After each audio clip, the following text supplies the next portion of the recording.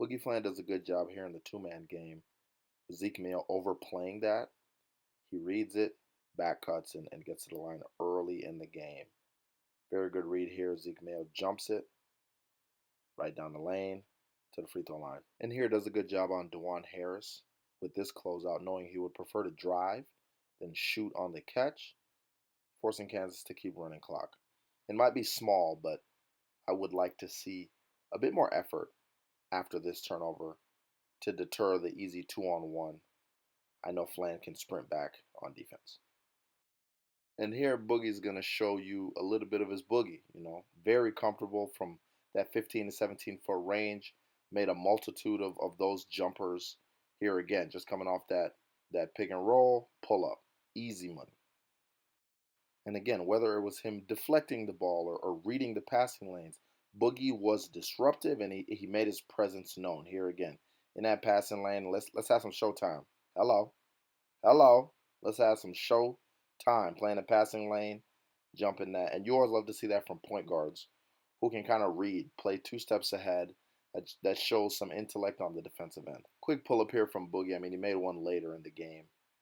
That shot is a shot we can get at any time. And then again, we're getting back to that 15 to 17 foot range, comfortable in the pick and roll, changes direction, shows that touch, very comfortable getting into the lane, making plays. I like that. I like the touch that he shows. Left foot, right hand finish. Very comfortable. Look at that. Off the pick and roll, changes direction. Hello. Float me. Here's some nuance to Flan's game. Brazil comes up to set a fake ball screen and slips out of it. As Mayo turns his head, watch out for the ball screen, Fland accelerates. Bidunga blocks it, but I like to see some of that nuance to Fland's game, knowing when to go and when to not go. Again, look, he goes as soon as Mayo turns his head, I'm out of there. And that kind of split second is everything. I do like how Fland navigates ball screens and, does a good job of getting back in front of the ball. We recover it. All right, we're coming down into a side ball screen, me and Big Z. I would like to see Big Z, rescreen and kind of get in a two-man game. Obviously this is preseason, and so we're working on stuff. But I would like to see John L. Davis kind of get deep corner. When I rescreen, I have space to operate versus taking that quick pull-up three. Not saying he can't make it. It's just the timing of the shot. I told you about his deflection game. Here again, just being disruptive. Getting in between the ball, off Harris's leg, that way. Disruption. Disruptive point guards are a positive. Here again, I'm just in the passing lanes. I'm playing the passing lanes. Let me get my and one. Lay me. Hello. Lay me. And one. Creating offense for yourself is a positive. Again, hand on the ball. He's extremely disruptive. And now we're just playing in the flow of the game. Right? Harris jumps the ball again. Two-man game. Let me go backdoor layup. Easy. Now, that's just playing basketball. Look at Cal. Excited. Happy. Just playing in the flow of the game. I'm reading him jumping. Good back cut. Good quick decision. I like that. He jumps it. Let me go back for an easy lay. Let me get two. Give me that. Here, Flan reminds us that he's a freshman helping off the strong side corner on a drive. That's just a basketball 101 no-no. Make a tough left-handed or awkward layup over Harris versus you digging that deep and giving Dewan Harris a wide open shot. Shout out to John L. Davis here, but again, I like how he navigates ball screens, fighting over it. John L. Davis jumps it. Give me that. Let me get that. Let me get that. And we out. Foul.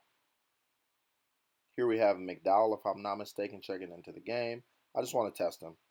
I'm going to attack him, get back to the free throw line, force him to move his feet. Here, fighting again through the ball screen. I like how he navigates ball screens.